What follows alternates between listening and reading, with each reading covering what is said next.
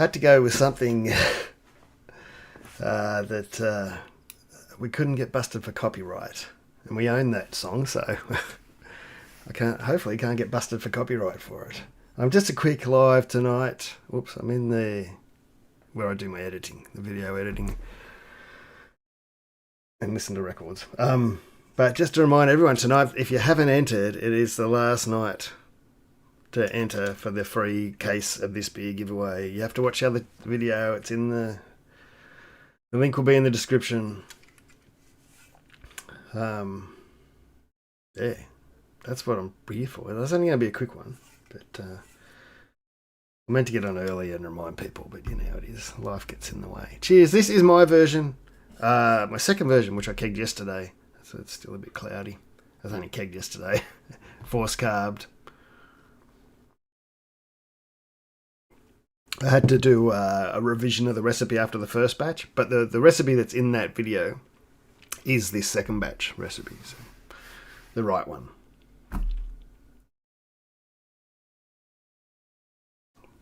But yeah, if you're watching from overseas, you do have to be in Australia because I can't send a case of beer overseas. Oh, well, I'm not sending it. It's the Royal Melbourne Australian International Beer Awards people that are sending you the beer. If you win. But you got to be in it to win it. I meant to put it on the text, so it scrolled across. I usually have a text scroll, but it could contain... I haven't looked at it for a while. It could contain... Oh, no, that's all right. I can change that. That doesn't change very much at all.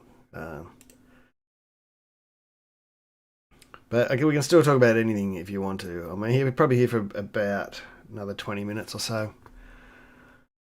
If anyone wants to ask anything. I do have another beer here which we might try. I should have got another glass. And there's a little bit of a story behind this one. It's linked to this competition beer, End of Deeds. I know this might be all Japanese to some people, but if you've seen the last couple of videos I did, you'll have an idea. How do I set this thing? I should have done this before I started, shouldn't I? Text scroll. Filters properties. Aha, there it is there. Last chance. Need better glasses. Doing a case of beer. And it is a case for you Victorians. It is not a slab. It's a case. It comes in a box. It's not like a slab of cans.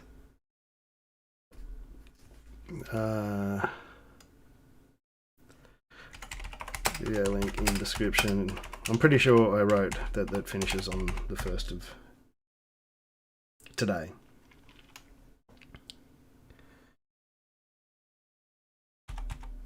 And then I can go, and that'll stop me or remind me to tell you before I go, wait, there you go. Is that going to annoy people? Why does that only go over half the screen? Probably going to annoy people. It's a bit fast, isn't it? Doesn't matter. Doesn't matter. Cheers. Is there any chat? I don't think my chat's... Oh no, Goose did chat. I don't know if the tricky things are going to work in here. The Twitch things, they're not, are they?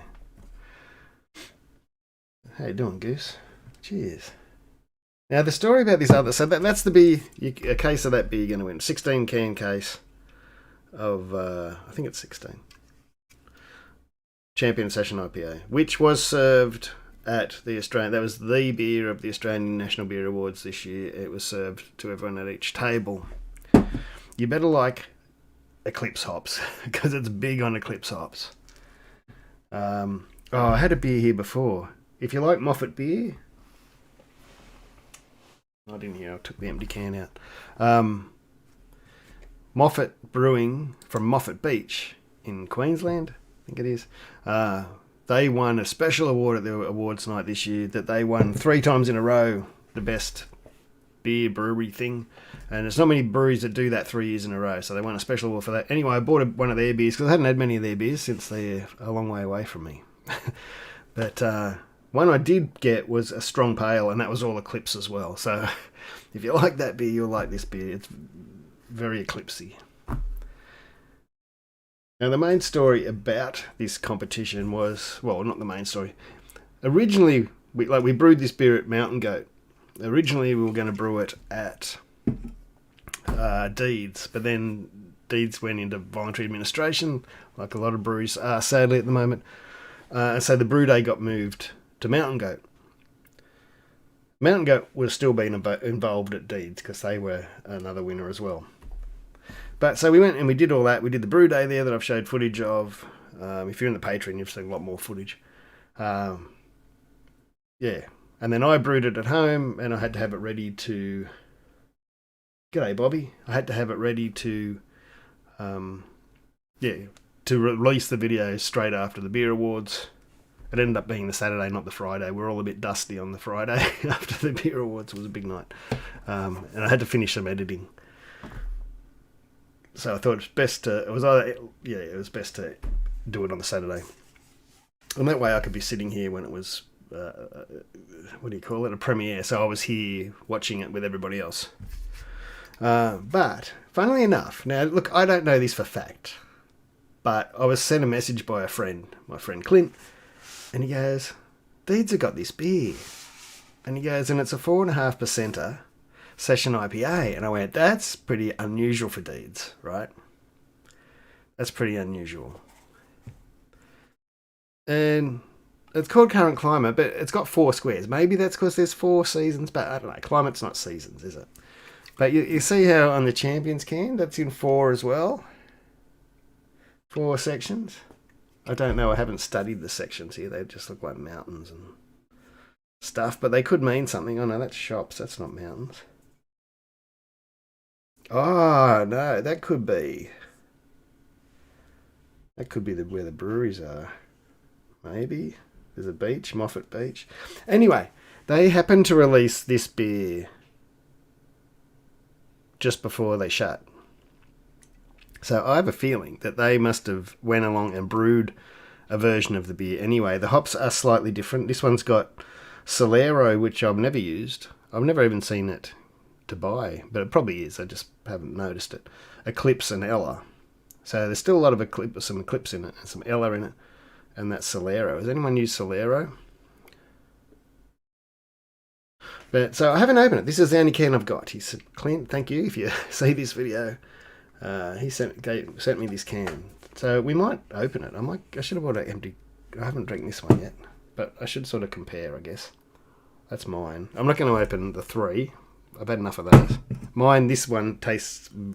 It is. I don't even like calling them clones because they are clones, I guess. That's the actual recipe, you know, except I had to up the hops to fix up some utilization, which I guess we could talk about too. In the original recipe, which, if you give me a second, I can probably show on the screen the recipe sheet I was given. Hey. Someone sent me messages. I should have turned those. Now that's my daughter. Turn those notifications off. I don't know how to. The original recipe sheet was from Oscar, sent it through. And the recipe is here. It might be a little bit hard to see. It was very small print. There it is. I've probably already downloaded it. But I'll download it again. All right. Well, that opens it up a bit bigger.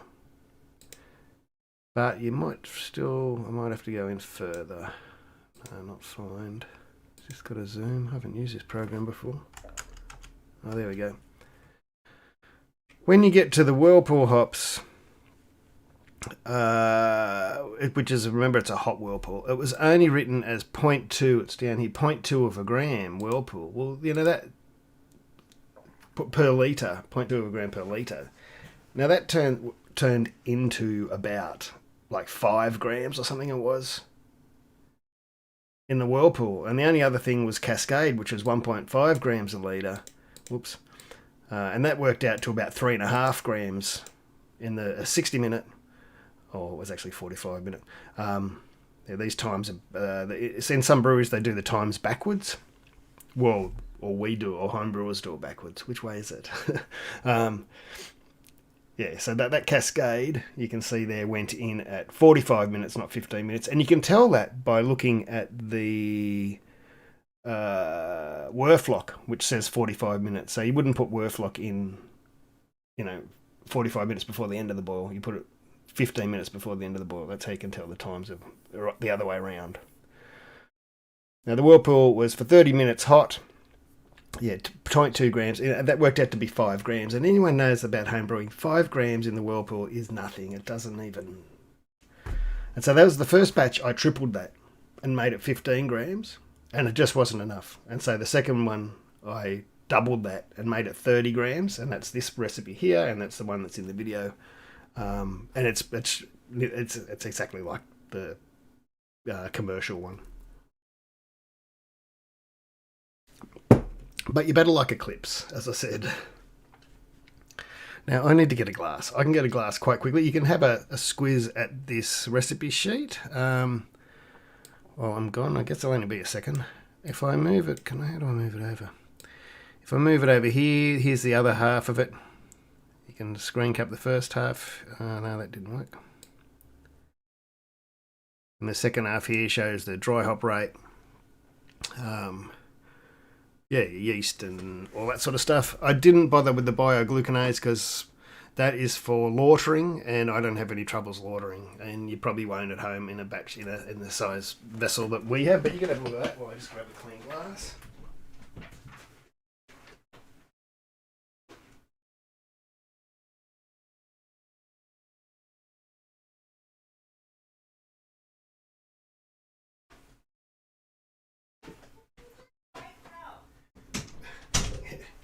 In the background. They'll never learn.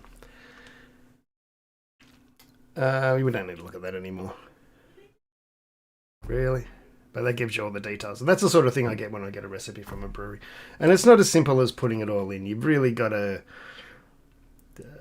You've got to know what happens with the hops and the utilization. Bigger breweries, they hold heat for longer, and most of them do hot whirlpools. They hold heat for longer than we do. The surface area makes a difference for hop utilization. There's all sorts of things that I learnt about in one of those science courses I did many years ago. Even the size of the walls and the depth of the vessel. There's all sorts of stuff that they reckon contributes to hop utilization. But I still think there's something maybe wrong with that recipe at 0.2 grams a litre. I don't know, but I've got to go back and see the brewer again. Now this is nearly carbed, so I'll bottle off a couple of bottles and go out and visit them maybe this week if I get the time. Now I can't see the chat at the moment. If people have been chatting, I'm sorry. All right, but this is the one I want to try. This is the Deeds one. We can probably turn that. That's giving me the annoyances now. Annoyances, is that a word? Yeah, try this Deeds one, Current Climate. As I said, I think it's going to be different because it is slightly different hops, and Deeds brewed it, so it'll just be interesting to see. It can't just be a coincidence, this beer. It can't be this a coincidence. I'm etching some glasses. That's coming up. Not as a video, but if people want to buy some, they're hand etched. They're no fancy stuff. It does happen to be on a kegland glass, but that's just because I was testing it before I did it on a different glass. It kind of looks the same as mine. It looks very much the same. It's even got the slight haze of mine. Whereas the Mountain Goat one's crystal clear, but they also have a centrifuge. I don't know what Deeds use. It hasn't got that strong Eclipse thing going on. It's a lot more gentler. I find Deeds brews usually are a bit more gentle.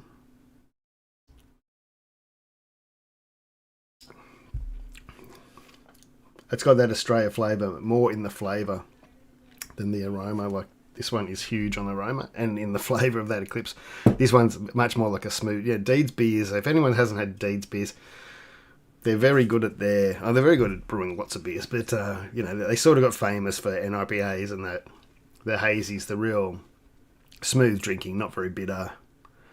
And so yeah, this is a version of that, but smoother and less bitter.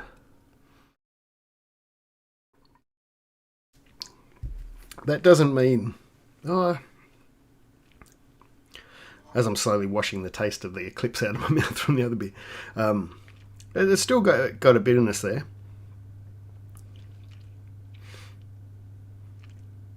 It's very similar. It's not the same, but it's similar.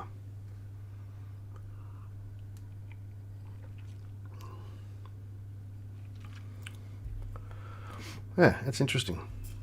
I think we're right. We have to be. Oh, I'm or Clint was right, or whatever.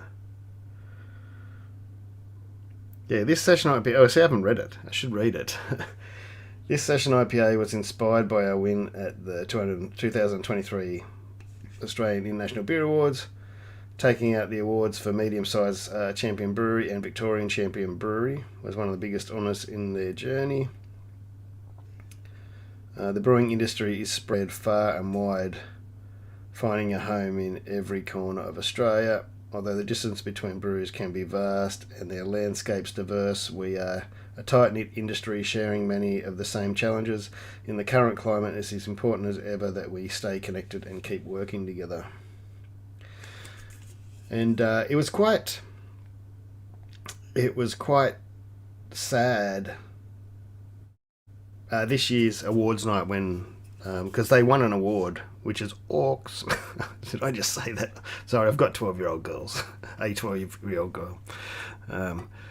That's something she would say. But I can say I was one of the first to stand up and clap. I don't know if I was the first, but I stood up and started clapping when they won an award. Because everyone knows they were shutting down, and the next minute the whole room was up. It was a bit emotional. Not that I'm an emo, but he's a nice guy. But it's not just him, it's all the employees and all that stuff too. It just goes to show it doesn't matter how good your beer is, it's not just about the beer.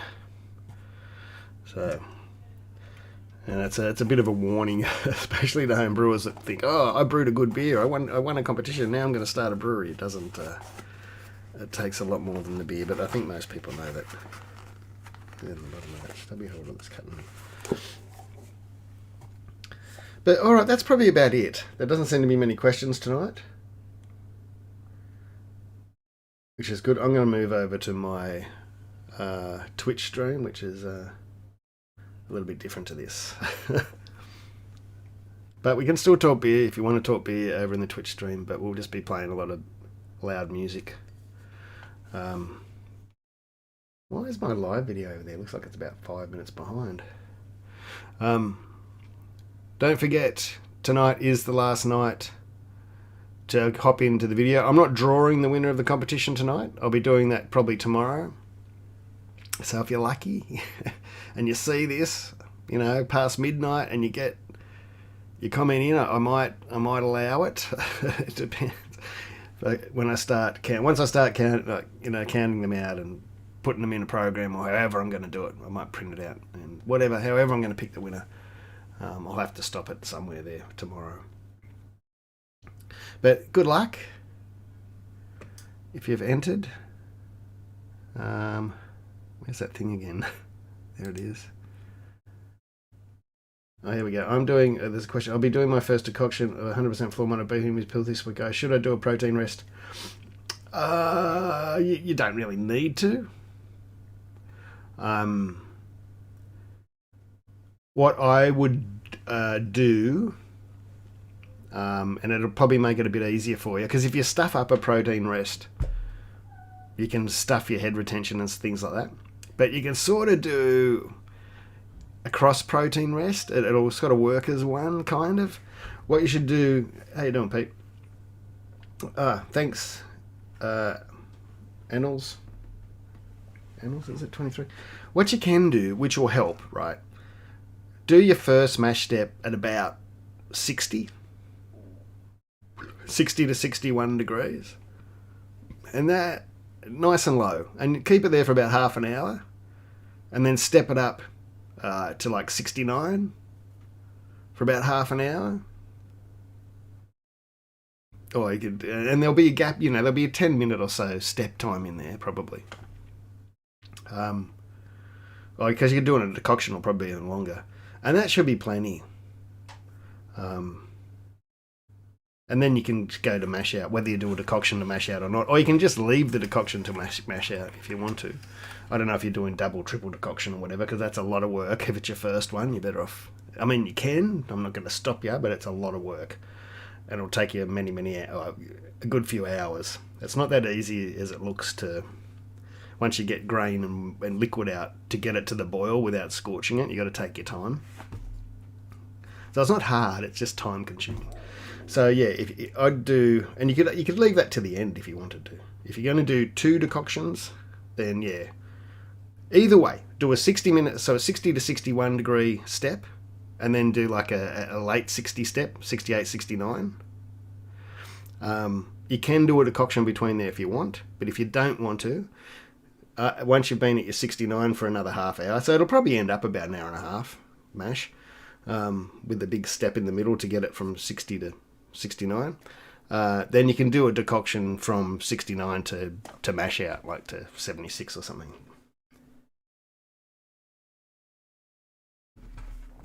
I don't know if does that make sense? Yeah, single decoction. Well, yeah, and you can choose whether you do it between the 60 and the 68, 69, or you do it from the 69 to the mash out. When then it's not so crucial, you know what I mean? It's not, you're not worried about overshooting temps. You're not worried about, because you're just getting it to mash out, getting it hot, and as much as people stress about not sparging over 80 or whatever, because they're going to destroy the beer. When you're doing decoction, you're boiling it. Like, you're boiling grain. So yeah. You just don't want to scorch it. Boiling it's fine, don't scorch it. That's what I'd do. I'd skip trying to do a 40 degree, 50 degree, all those multi-steps. I'd skip that, especially for your first one. But I'd do a very low 60s. 60s are fine, 61. A late 60, 69, something like that, 68, 69. And then mash out. Yeah, like the protein rests and all those steps work, but you've got to be really, if you stuff around, and it's hard when especially your first time doing decoction and all that. If it takes too long, or it takes too long to get between temps, that's when you can actually destroy all the good work you're trying to do. And it'll also make it, when you do a proper protein rest, even though you've only got that single grain in there, it gets really gluggy. You'll find it's like you've added, and especially when if you were using wheat and stuff like that, which a lot of people do it for wheat beers, it turns into like a porridge sometimes, and it really gives you a hard time. So for your first time, I'd skip that. I'd just go straight to a very low 60, go up to your 68, and then you don't have to stress about that, how long that takes to go from 60 to 68, because that's a whole in the mash range. You know what I mean? You go through the whole mash range. It doesn't matter if it takes you half an hour to get from 60, to 69. It doesn't matter. I've still forgot to mute my phone.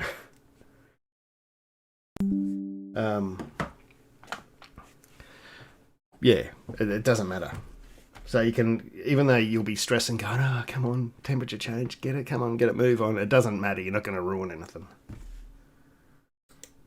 All right, that's it. I've got to go to my other stream, to the Twitch channel. If you do want to come over there, it'll take me probably 2 or 3 minutes to switch settings over and get it started. And I forgot to get a link to my Twitch channel. Hang on. But I've got to go over there because there will be people waiting for me over there. And I meant to get on here earlier, but it just didn't happen. I just wanted to remind people to go in that competition. It's free, and you might win a case of beer. What's to lose?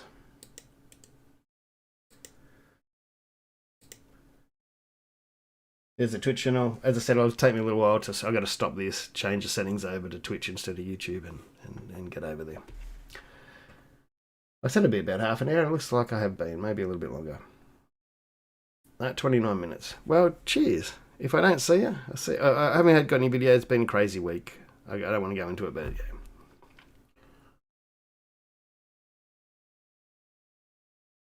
Would you?